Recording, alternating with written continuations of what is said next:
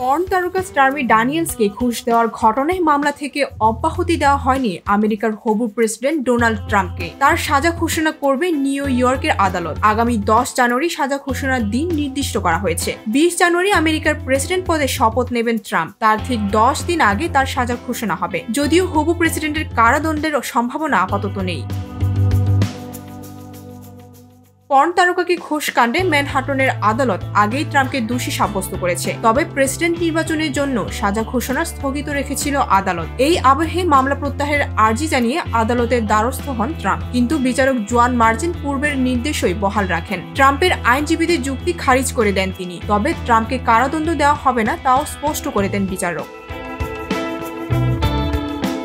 কারাদণ্ড না হলেও এই মামলায় আদালতের নির্দেশের ফলে দোষী সাব্যস্ত অপরাধী হিসেবেই প্রেসিডেন্ট পদে শপথ নিতে হবে ট্রাম্পকে। বিচারকের সিদ্ধান্তে তিনি অসন্তোষ প্রকাশ করেছেন। ট্রাম্প বলেছেন এটি একটি অবৈধ রাজনৈতিক আক্রমণ।